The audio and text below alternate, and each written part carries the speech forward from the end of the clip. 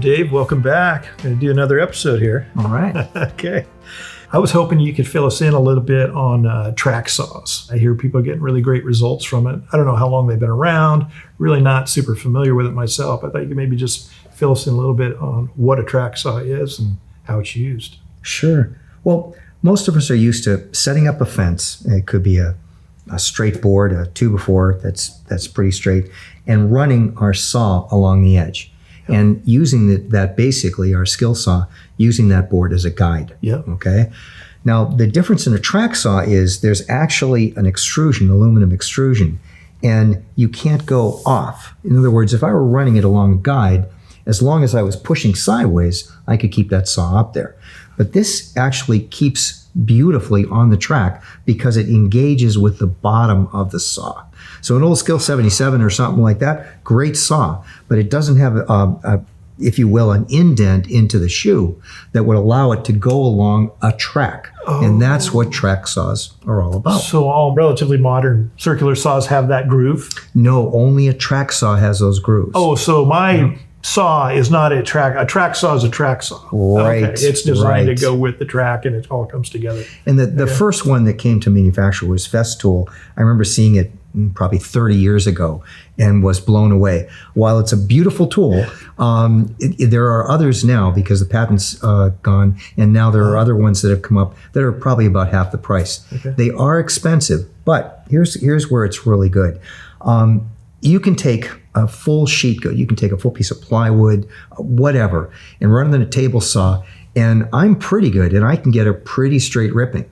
But compared to a track saw, no. A track saw will give you a dead straight ripping because the aluminum track that it's going on is very, very well machined.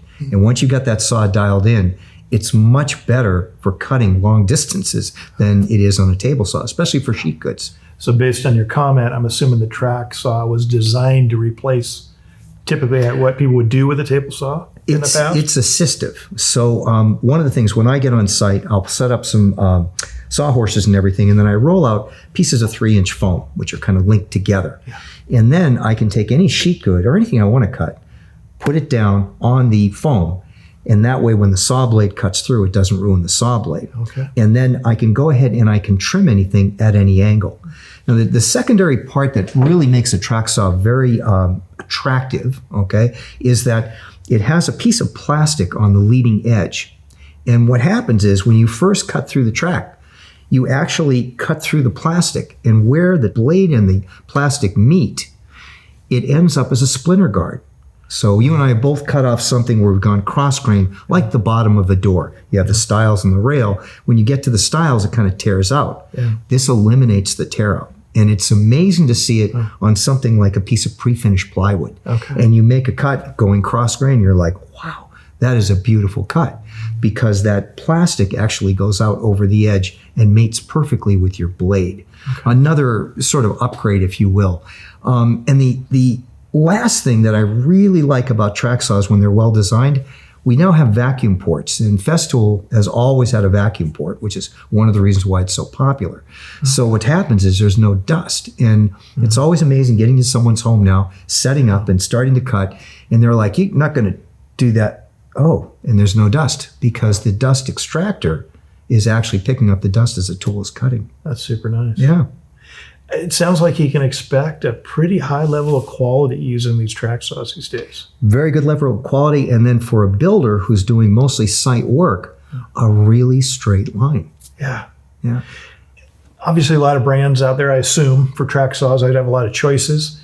Does it vary in quality, or is it all pretty consistent? Most of it's pretty consistent. The blade technology is such that if you get the right blade for what you're cutting, we just did some work with the Seattle Aquarium. They do a lot of polycarbonate, Lexan, so acrylics. Yeah. And the polycarbonates are very hard to cut. And we got really, really good cuts with the track saw. Plus, it was capturing all of the very noxious dust. Okay, nice. Say I'm just getting going, graduated from the school. At the moment, I'm saving up to buy a track saw. What's my fallback? Well, when I was in school, I had an instructor named Mac Jones, and he told us to make several different lengths of saw guides. And what it was, you could do it with, say, 1/4-inch masonite. These days, I probably do it with some pre-finished. Okay. And what we would do is we would joint a very straight piece of plywood and screw it down to the top of something that was very slippery. In his day, it was always a piece of paneling, okay? And so it was pretty thin. And what happened is you would make it so that it was wider than the distance from the edge of your saw, the shoe, to the blade. And you do it wider, and then you would make your first pass. When you did that, you knew exactly where the blade was. And that way you could lay it down on a door and trim off a door or whatever. You'd still have to knife it. But, you know, I think of it now, I'd probably put some plastic on the bottom of that, and that wouldn't be bad at all. Yeah. The only thing you could do is drift off, but that's going to be your waist side anyway. So you could go back over it again. Sure. Yeah. Okay. Last question for you. Have formal shop environments, do they utilize track saws, or are they just set up in a way where they've got really high-end, fancy table saws and they do it all that way?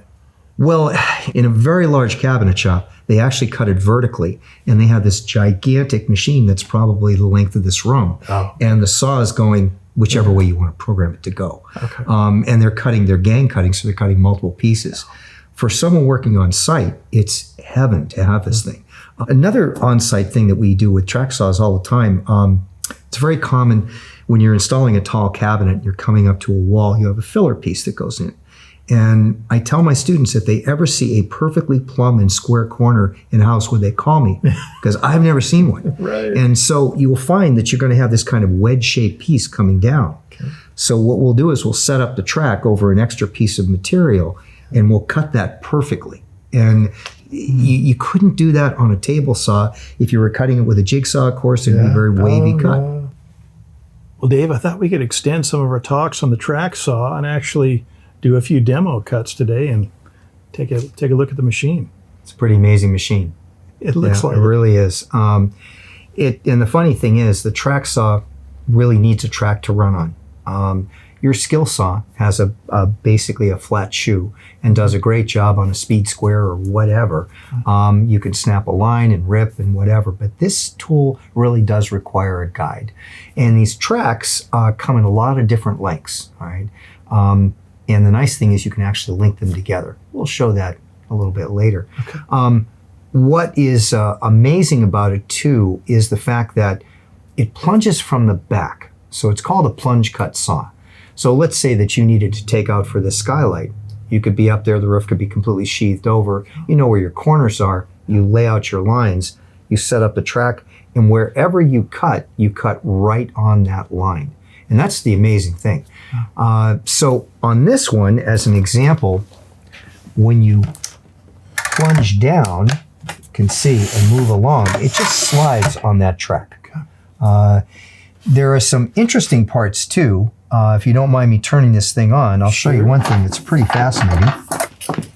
Your skill saw runs probably about 4,000 RPM, and it's just, or if it's a worm drive, it'll be a little bit slower, but usually it's running pretty quickly. Sometimes I had a job where I had to cut a bunch of foam insulation, and this was squishy foam, almost like neoprene, and it was sound absorbing. And there were a lot of weird cuts because we had to fit it in under the stair and everything else. So what's wonderful about this, you can dial the speed down. And that's very unusual for a skill saw. I would think so. What it allows you to do is gauge whatever it is that you're doing. Now, the fun part about these guides is that, I'll bring one up here. The guides have rubber on the bottom.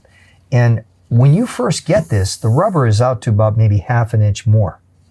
What you do is you set the saw on slow, and then you plunge down through that plastic. What the plastic does is it acts as a splinter guard. So you have very little splintering because this is down, you're running the saw on it, and the wood on the top is backed up because the saw blade is spinning in this fashion, the reverse of a table saw. So you can do so many things. There are stops, and the beveling is amazing. So what happens, and I'll show you on this one, it actually, you can run a bevel, let's say you're putting a 7-degree back bevel on a door or something like that. You can literally set it and it will rotate right around this same edge. It's very, very robust. And you can actually turn it like this, lock her down, and then run it along at that perfect bevel. What is also really good, and I tell the students this all the time, you can take a 4x8 piece of sheet good and run it over your table saw, even if it was a table saw in a shop. And you can get a pretty straight line from the cut. But with this, you get a much straighter line because you've got the tracks and the track is dead straight. It's perfect. Yeah, I can see how. That's amazing.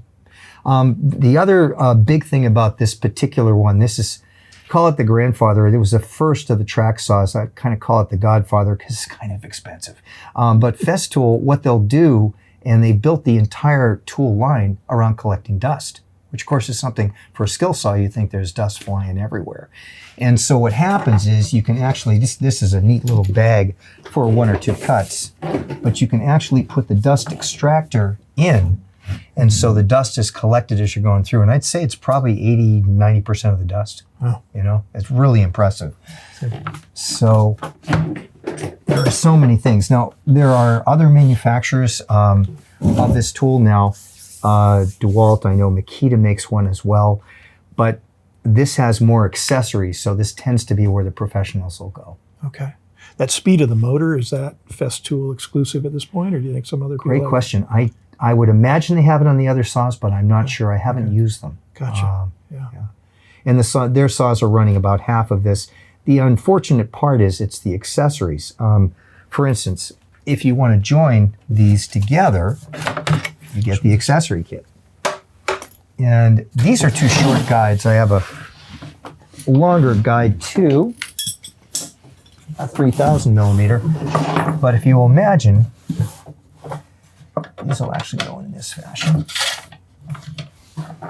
And this will go under here. Oh, gotcha. Yeah.